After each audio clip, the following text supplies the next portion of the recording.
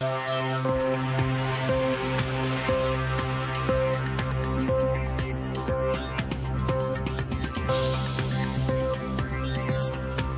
বোমায় মানুষ পুড়িয়ে গণহত্যা চালাচ্ছে বিএনপি জামাত, খুনের দায়ে অভিযুক্ত তারা, বললেন প্রধানমন্ত্রী।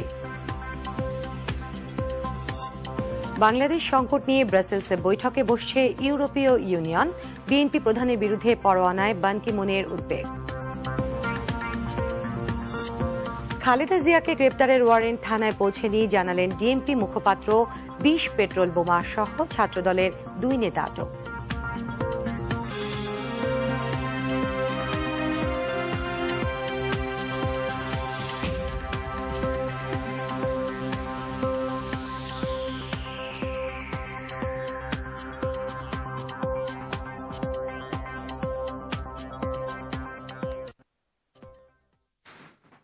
আসসালামু আলাইকুম, স্বাগত জানাচ্ছি আরটিভির দুপুরের সংবাদে। শুনছিলেন মার্কেন্টাইল ব্যাংক সংবাদ শিরোনাম। আপনাদের সঙ্গে আছি আমি শারমিন ইফাত।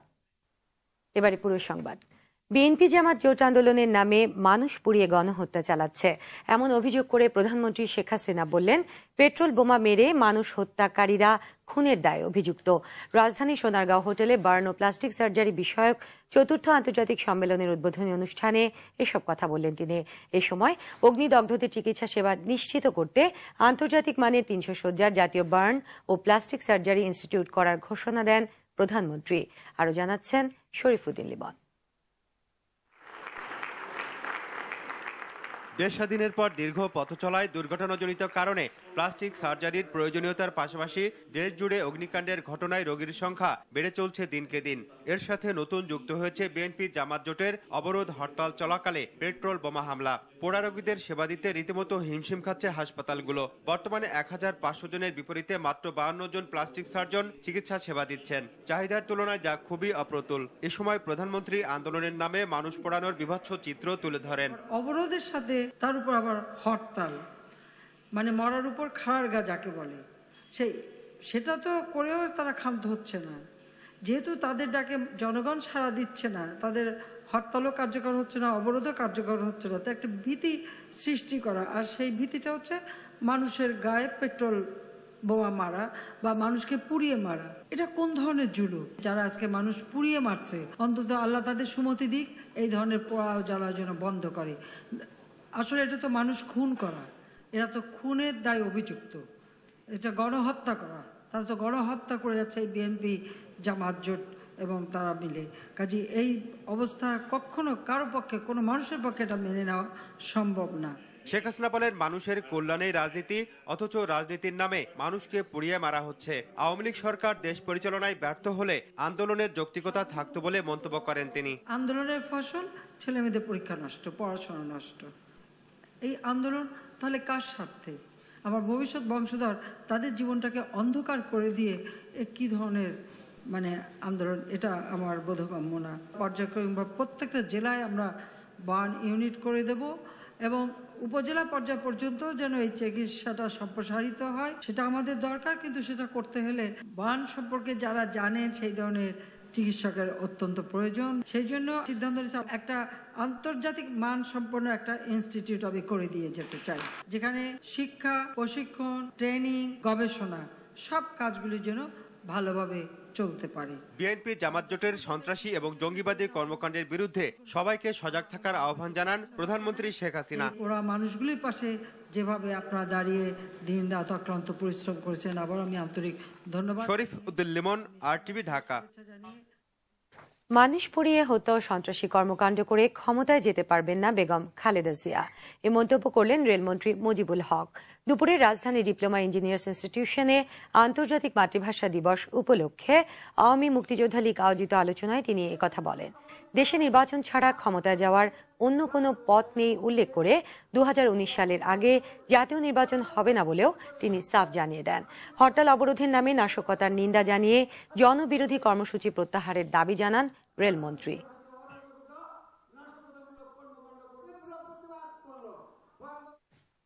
বাংলাদেশ সংকট নিয়ে বৈঠকে বসছে ইউরোপীয় ইউনিয়ন। বেলা ২:৩০টায় বেলজিয়ামের রাজধানী ব্রাসেলসে ওই বৈঠক হবে। এতে বাংলাদেশের চলমান রাজনৈতিক সংকট, মানবাধিকার পরিস্থিতি, বাক স্বাধীনতা, নাগরিক অধিকার, বিচার বহির্ভূত হত্যাকাণ্ড ও গণতন্ত্রের ভবিষ্যৎ সহ 9টি বিষয়ে আলোচনা হবে। সম্প্রতি বাংলাদেশ ঘুরে যাওয়া ইইউর মানবাধিকার বিষয়ক উপকমিটির সদস্যদের সরেজমিন অভিজ্ঞতা, পর্যালোচনা ও মূল্যায়নের ভিত্তিতে তৈরি প্রতিবেদন নিয়ে আলোচনা হবে। প্রতিবেদনটি তুলে ধরবেন প্রতিনিধি দলের নেতা ক্রিস্টিয়ান ড্যান প্রিদা। পাশাপাশি বাংলাদেশ সফরের অভিজ্ঞতা তুলে ধরবেন প্রতিটি সদস্য। আওয়ামী লীগ, বিএনপি নেতৃত্বাধীন 20 দলীয় জোটের বক্তব্য ছাড়াও সংকট সমাধানে সুশীল সমাজ ও কূটনীতিকদের অবস্থানও প্রাধান্য পাবে আজকের বৈঠকে। বিএনপি চেয়ারপারসন বেগম খালেদা জিয়ার বিরুদ্ধে গ্রেফতারি পরোয়ানা জারির ঘটনায় উদ্বেগ জানিয়েছেন জাতিসংঘ মহাসচিব বান কি মুন। বুধবার জাতিসংঘ সদর দপ্তরের নিয়মিত সংবাদ সম্মেলনে এ তথ্য জানান সংস্থার মহাসচিবের মুখপাত্র স্টিফেন ডুজারিক। সংবাদ সম্মেলনে স্টিফেন আরও জানান, বাংলাদেশের চলমান সমস্যার সমাধানে আলোচনার তাগিদ দিয়েছেন মহাসচিব। এছাড়া সহকারী মহাসচিব অস্কার ফার্নান্দেজ তারানকো মহাসচিবের দেয়া দায়িত্ব অনুযায়ী এ বিষয়ে প্রয়োজনীয় যোগাযোগ অব্যাহত রেখেছেন বলেও জানান ডুজারিক।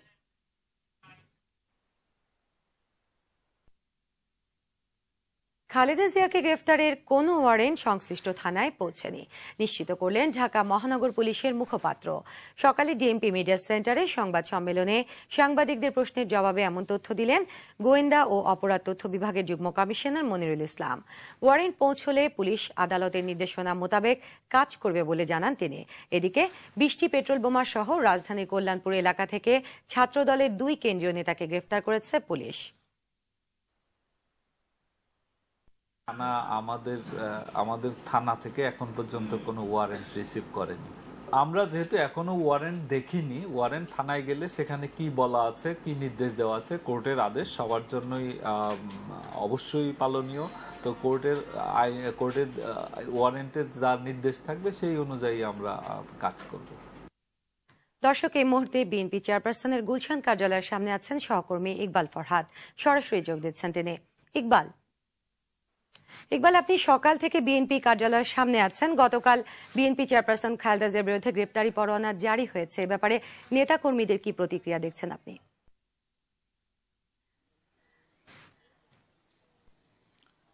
1/11 সরকারের পরে এই প্রথম বেগম জিয়ার বিরুদ্ধে গ্রেফতারি পরোয়ানা জারি করেছে আদালত, যার ফলে এই বিষয়টি নিয়ে নেতাকর্মীদের মাঝে ক্ষোভ বিরাজ করছে। তারা এটা বিশ্বাস করছেন যে বেগম জিয়া আসলে নির্দোষ এবং তার বিরুদ্ধে অন্যায়ভাবে আদালত গ্রেফতারি পরোয়ানা জারি করেছে এবং তারা এর জন্য সরকারকে দায়ী করছেন।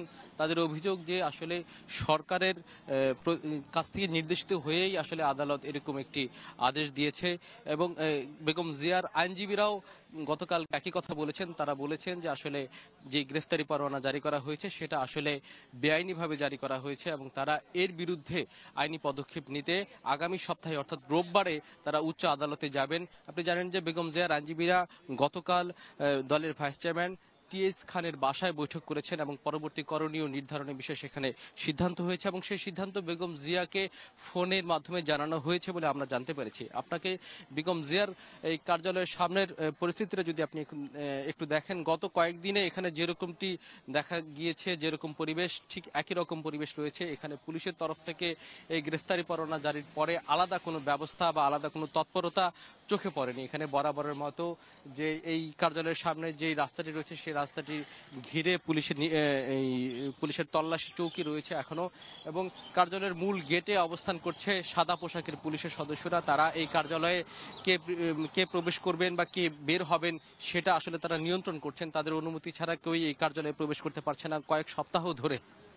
এখানে যেসব যারা কার্যালয়ে প্রবেশ করতে চাচ্ছেন তাদেরকেও তারা নাম এবং পরিচয় লিপিবদ্ধ করছেন এবং এখানে তারা তাদের কাছ থেকে অনুমতি পাওয়ার পরেই আসলে এই ভেতরে প্রবেশ করতে পারছেন। এখানকার যারা স্টাফ রয়েছেন, বিএনপি চেয়ারপারসন নিরাপত্তা বাহিনীর যে সদস্যরা রয়েছেন তারা তাদের কাছ থেকে অনুমতি নিয়েই ভেতরে প্রবেশ করছেন। আর খালেদা জিয়া ভেতরে আছেন। আপনি জানেন যে গেল মাসের 3 তারিখ থেকে খালেদা জিয়া এই কার্যালয়ের ভেতরে রয়েছেন। কার্যালয়ে আরো আছেন দলের স্থায়ী কমিটির সদস্য নজরুল ইসলাম খান, রয়েছেন সেলিমা রহমান, শিরিন সুলতানা, মারুফ কামাল খান সোহেল, শিমুল বিশ্বাস সহ আরো অনেক নেতাকর্মী ভেতরে রয়েছেন। তাদের কয়েকজনের সঙ্গে আমাদের কথা হয়েছে। তারা অবশ্য এই বিষয়টি নিয়ে একেবারেই উদ্বিগ্ন নন। তারা গ্রেফতারি পরোয়ানার বিষয়টিকে তারা খুবই স্বাভাবিকভাবে দেখছেন এবং তারা বলছেন তারা তো একরকম বন্দী অবস্থায় রয়েছেন, এর চেয়েও আর খারাপ পরিস্থিতি আর কি হতে পারে সেই বিষয়টি নিয়ে তারা আসলে খুব একটা উদ্বিগ্ন নন। এই হচ্ছে এখানকার আমার কাছে এখন পর্যন্ত খবর। ধন্যবাদ আপনাকে। দর্শক, এতক্ষণ গুলশান কার্যালয় থেকে জানাচ্ছিলেন সহকর্মী ইকবাল ফরহাদ। বাগেরহাটের সুন্দরবনে র্যাবের সঙ্গে বন্দুকযুদ্ধে ৩ বনদস্যু নিহত হয়েছেন। গেল রাতে শরণখোলা রেঞ্জের কাটলার খাল এলাকায় বন্দুকযুদ্ধের ঘটনা ঘটে। নিহতরা হলেন সাদ্দাম, সোহেল ও অজ্ঞাতনামা একজন। সাদ্দাম ও সোহেলের বাড়ি পাথরঘাটা চরদোয়ানিয়া এলাকায়। নিহতরা শরণখোলা সাগর শৌকত বাহিনীর সদস্য বলে জানা গেছে। ঘটনাস্থল থেকে বিপুল পরিমাণ গুলি সহ অস্ত্র উদ্ধার করা হয়।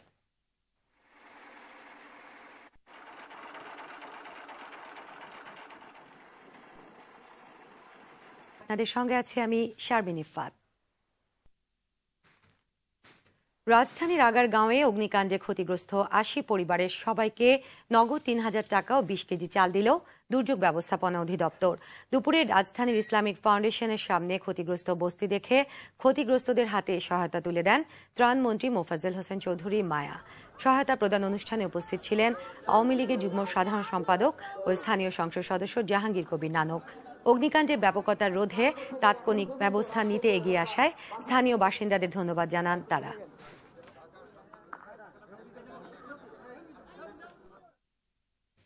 বিষমুক্ত উচ্চ ফলনশীল বারিশাত আলু চাষে ব্যাপক সফলতা পেয়েছে যশোরের কৃষকরা। কম খরচে ফলন ভালো হওয়ায় খুশি তারা। কৃষি বিভাগ বলছে এতে আলুর উৎপাদন বাড়ার সঙ্গে ভালো বীজের সংকটও দূর হবে। যশোর প্রতিনিধি বিশ্বাস ফারুকের তথ্যচিত্র জানাচ্ছেন নোমান শিবলি। সময় মতো ভালো বীজের অভাবে প্রতি বছরই যশোরে ব্যাহত হতো আলু উৎপাদন। এই অবস্থায় কৃষি গবেষণা ইনস্টিটিউট উদ্ভাবিত বারিশাত আলু চাষে সফলতা পেয়েছে চাষিরা। ইউএসএইড এবং বেসরকারি একটি সংস্থার সহায়তায় এবার তারা জেলার ৫৬ হেক্টর জমিতে বিষমুক্ত পদ্ধতিতে উচ্চ ফলনশীল আলুর আবাদ করেছেন। আস্ত আলু লাগাই আমার অনেক ফলন ভালো হবে। আলুর বীজ পাইছি ১০০ কেজি, সেই বীজ আমরা আস্ত লাগাচ্ছি, তাতে ফলন বেশি হবে বলে আশা করছি। কৃষকরা বলছেন উৎপাদিত আলু থেকে ভালো মানের বীজও এবার সংগ্রহ করেছেন তারা।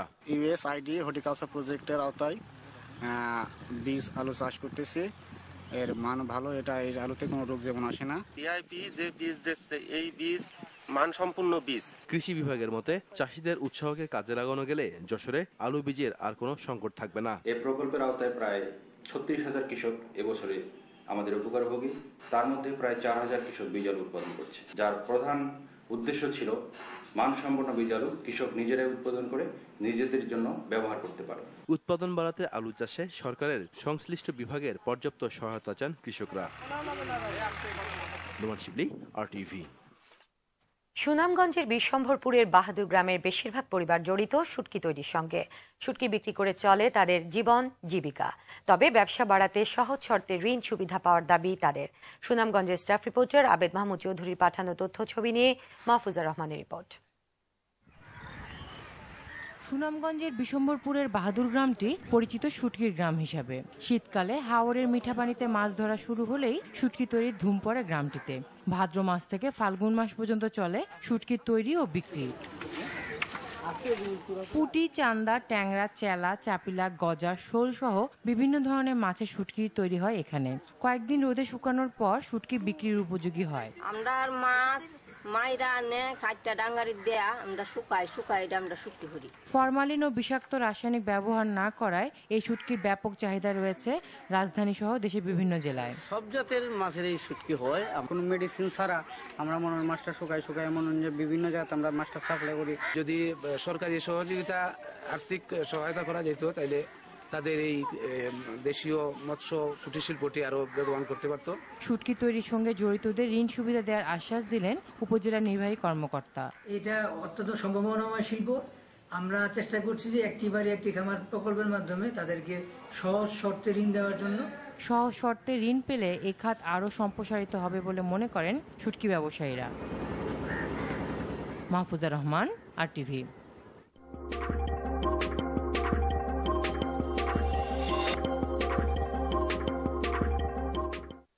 এসিআরএম বাণিজ্য সংবাদ। ফলন ভালো হলেও পরিবহন সংকটে জেলার বাইরে পাঠাতে পারছেন না তরমুজ চাষিরা। রাজনৈতিক অস্থিতিশীলতায় বান্দরবানের তরমুজ চাষিদের লাভের পরিবর্তে লোকসানি গুনতে হচ্ছে বেশি। এ অবস্থায় রাজনৈতিক দলগুলোর কাছে দায়িত্বশীল আচরণ আশা করেন কৃষকরা। বান্দরবান প্রতিনিধি মোহাম্মদ শাফায়েত হোসেনের তথ্যচিত্রে লাবণ্য জাহানের রিপোর্ট। টানা হরতাল ও অবরোধ আর্থিকভাবে বিপর্যয়ের মুখে ফেলে দিচ্ছে বান্দরবানের তরমুজ চাষিদের। বাম্পার ফলনের পরও বাজারজাত করতে না পারায় আগাম তরমুজ চাষ করে এখন লোকসানের মুখে তারা। মাথার ঘাম পায়ে ফেলে উৎপাদনে সাফল্য অর্জন করলেও শুধু পরিবহন সংকটের কারণে জেলার বাইরে তরমুজ সরবরাহ করতে পারছেন না তারা। অন্য জেলা থেকে ব্যবসায়ীরাও আসতে পারছেন না, ফলে স্থানীয় বাজারে পানির দরে বিক্রি হচ্ছে এসব তরমুজ। চাষ করতেছে তবু তরমুজ তো ভালো হয়েছে, তারপরে অবলোকন কারণে বাইরে কোথাও সাপ্লাই দিতে পারে না। তরমুজ চাষ করেছে যে তরমুজটা আমি সাপ্লাই করতে পারি না। এদিকে পরিস্থিতি স্বাভাবিক হলে সমস্যার সমাধান হবে বলে আশা করছেন কৃষি কর্মকর্তারা। বিস্তীর্ণ দূরবর্তী হওয়ার কারণে, বিশেষ করে থানচির মতো জায়গায়, সেখান থেকে পরিবহন বর্তমান অবস্থার কারণে কৃষকরা এটা অনেকটা মূল্য পায় না। এই অবস্থা থেকে মুক্তি পেতে সরকার ও রাজনৈতিক দলগুলোর কাছে সংকট সমাধানে দায়িত্বশীল আচরণ আশা করেন ভুক্তভোগীরা। লাবণ্য জাহান, RTV।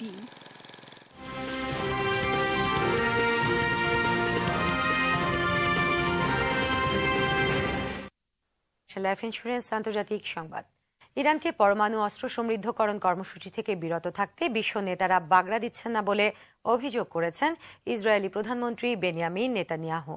দেশটির পরমাণু ইস্যুতে বিশ্ব নেতারা আলোচনা অব্যাহত রেখে এবং কিছু শর্তের ওপর অবরোধ শিথিল করার কথা ভাবায় এমন অভিযোগ আনেন তিনি।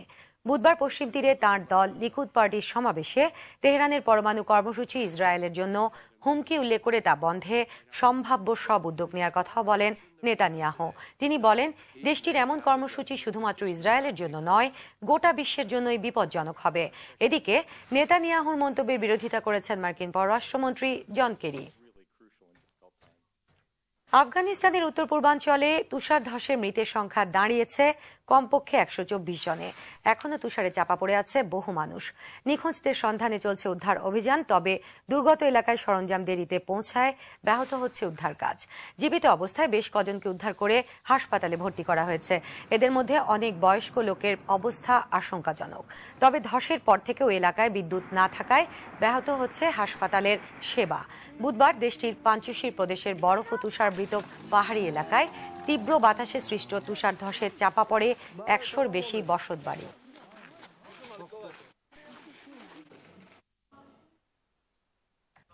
শেষ করছি দুপুরের সংবাদ, তার আগে মার্কেন্টাইল ব্যাংক শিরোনামগুলো কাজে লাগানো গেলে যশোরে আলু বীজের আর কোনো সংকট থাকবে না। এই প্রকল্পের আওতায় প্রায় 36,000 কৃষক এবছরে আমাদের উপকারভোগী। তার মধ্যে প্রায় 4,000 কৃষক বীজ আলু উৎপাদন করছে, যার প্রধান উদ্দেশ্য ছিল মানসম্পন্ন বীজ আলু কৃষক নিজেরাই উৎপাদন করে নিজেদের জন্য ব্যবহার করতে পারে। উৎপাদন বাড়াতে আলু চাষে সরকারের সংশ্লিষ্ট বিভাগের পর্যাপ্ত সহায়তা চান কৃষকরা। নোমান শিবলি, RTV। সুনামগঞ্জের বিশ্বম্ভরপুরের বাহাদুর গ্রামের বেশিরভাগ পরিবার জড়িত শুটকি তৈরির সঙ্গে। শুটকি বিক্রি করে চলে তাদের জীবন জীবিকা। তবে ব্যবসা বাড়াতে সহজ শর্তে ঋণ সুবিধা পাওয়ার দাবি তাদের। সুনামগঞ্জের স্টাফ রিপোর্টার আবেদ মাহমুদ চৌধুরীর পাঠানো তথ্য ছবি নিয়ে মাহফুজা রহমানের রিপোর্ট। সুনামগঞ্জের বিশ্বম্ভরপুরের বাহাদুর গ্রামটি পরিচিত শুটকির গ্রাম হিসাবে। শীতকালে হাওরের মিঠা পানিতে মাছ ধরা শুরু হলেই শুটকি তৈরির ধুম পড়ে গ্রামটিতে। ভাদ্র মাস থেকে ফাল্গুন মাস পর্যন্ত চলে শুটকির তৈরি ও বিক্রি। পুঁটি, চান্দা, ট্যাংরা, চেলা, চাপিলা, গজা, শোল সহ বিভিন্ন ধরনের মাছের শুটকি তৈরি হয় এখানে। কয়েকদিন রোদে শুকানোর পর শুটকি বিক্রির উপযোগী হয়। আমরা মাছ মাইরা নে কাটটা ডাঙ্গারি দেয়া আমরা শুকাই আমরা শুটকি করি। ফরমালিন ও বিষাক্ত রাসায়নিক ব্যবহার না করায় এই শুটকির ব্যাপক চাহিদা রয়েছে রাজধানী সহ দেশের বিভিন্ন জেলায়। সব জাতের মাছের এই শুটকি হয়, কোনো মেডিসিন ছাড়া আমরা মনে হয় মাছটা শুকাই মনে হয় বিভিন্ন জায়গাতে আমরা মাছটা সাপ্লাই করি। যদি সরকারি বাহিনীর যে সদস্যরা রয়েছেন তারা তাদের কাছ থেকে অনুমতি নিয়েই ভেতরে প্রবেশ করছেন। আর খালেদা জিয়া ভেতরে আছেন। আপনি জানেন যে গেল মাসের 3 তারিখ থেকে খালেদা জিয়া এই কার্যালয়ের ভেতরে রয়েছেন। কার্যালয়ে আরো আছেন দলের স্থায়ী কমিটির সদস্য নজরুল ইসলাম খান, রয়েছেন সেলিমা রহমান, শিরিন সুলতানা, মারুফ কামাল খান সোহেল, শিমুল বিশ্বাস সহ আরো অনেক নেতাকর্মী ভেতরে রয়েছেন। তাদের কয়েকজনের সঙ্গে আমাদের কথা হয়েছে। তারা অবশ্য এই বিষয়টি নিয়ে একেবারেই উদ্বিগ্ন নন। তারা গ্রেফতারি পরোয়ানার বিষয়টিকে তারা খুবই স্বাভাবিকভাবে দেখছেন এবং তারা বলছেন তারা তো একরকম বন্দী অবস্থায় রয়েছেন, এর চেয়েও আর খারাপ পরিস্থিতি আর কি হতে পারে সেই বিষয়টি নিয়ে তারা আসলে খুব একটা উদ্বিগ্ন নন। এই হচ্ছে এখানকার আমার কাছে এখন পর্যন্ত খবর। ধন্যবাদ আপনাকে। দর্শক, এতক্ষণ গুলশান কার্যালয় থেকে জানাচ্ছিলেন সহকর্মী ইকবাল ফরহাদ। বাগেরহাটের সুন্দরবনে র্যাবের সঙ্গে বন্দুকযুদ্ধে 3 বনদস্যু নিহত হয়েছেন। গেল রাতে শরণখোলা রেঞ্জের কাটলার খাল এলাকায় বন্দুকযুদ্ধের ঘটনা ঘটে। নিহতরা হলেন সাদ্দাম, সোহেল ও অজ্ঞাতনামা একজন। সাদ্দাম ও সোহেলের বাড়ি পাথরঘাটা চরদোয়ানিয়া এলাকায়। নিহতরা শরণখোলা সাগর শৌকত বাহিনীর সদস্য বলে জানা গেছে।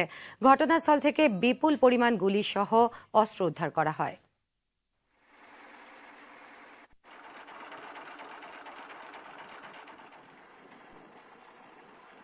আপনাদের সঙ্গে আছি আমি শারমিন ইফাত।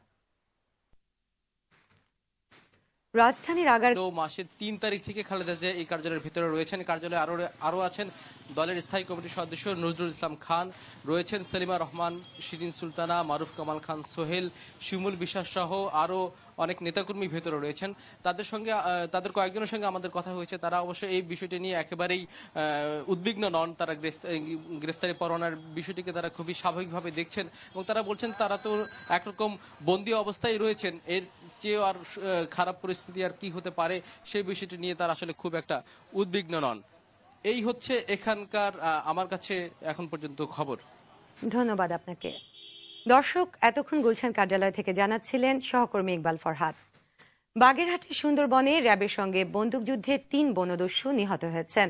গেল রাতে শরণখোলা রেঞ্জের কাটলার খাল এলাকায় বন্দুকযুদ্ধের ঘটনা ঘটে। নিহতরা হলেন সাদ্দাম, সোহেল ও অজ্ঞাতনামা একজন। সাদ্দাম ও সোহেলের বাড়ি পাথরঘাটা চরদোয়ানিয়া এলাকায়। নিহতরা শরণখোলা সাগর শৌকত বাহিনীর সদস্য বলে জানা গেছে। ঘটনাস্থল থেকে বিপুল পরিমাণ গুলি সহ অস্ত্র উদ্ধার করা হয়।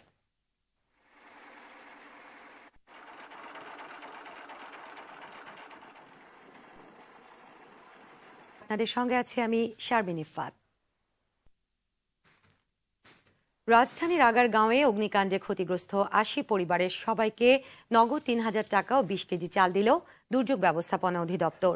দুপুরের দরকার, কিন্তু সেটা করতে হলে বান সম্পর্কে যারা জানেন সেই ধরনের চিকিৎসকের অত্যন্ত প্রয়োজন। সেই জন্য সিদ্ধান্ত একটা আন্তর্জাতিক মান সম্পন্ন একটা ইনস্টিটিউট আমি করে দিয়ে যেতে চাই, যেখানে শিক্ষা, প্রশিক্ষণ, ট্রেনিং, গবেষণা সব কাজগুলির জন্য ভালোভাবে চলতে পারে। বিএনপি জামাত জোটের সন্ত্রাসী এবং জঙ্গিবাদী কর্মকাণ্ডের বিরুদ্ধে সবাইকে সজাগ থাকার আহ্বান জানান প্রধানমন্ত্রী শেখ হাসিনা। ওরা মানুষগুলির পাশে যেভাবে আপনারা দাঁড়িয়ে দিন রাত অক্লান্ত পরিশ্রম করেছেন, আবার আমি আন্তরিক ধন্যবাদ। শরীফ উদ্দিন লিমন, RTV ঢাকা। মানুষ পুড়িয়ে হত্যা ও সন্ত্রাসী কর্মকাণ্ড করে ক্ষমতায় যেতে পারবেন না বেগম খালেদা জিয়া, এ মন্তব্য করলেন রেলমন্ত্রী মুজিবুল হক। দুপুরে রাজধানী ডিপ্লোমা ইঞ্জিনিয়ার্স ইনস্টিটিউশনে আন্তর্জাতিক মাতৃভাষা দিবস উপলক্ষে আওয়ামী মুক্তিযোদ্ধা লীগ আয়োজিত আলোচনায় তিনি একথা বলেন। দেশে নির্বাচন ছাড়া ক্ষমতায় যাওয়ার অন্য কোনো পথ নেই উল্লেখ করে 2019 সালের আগে জাতীয় নির্বাচন হবে না বলেও তিনি সাফ জানিয়ে দেন। হরতাল অবরোধের নামে নাশকতার নিন্দা জানিয়ে জনবিরোধী কর্মসূচি প্রত্যাহারের দাবি জানান রেলমন্ত্রী।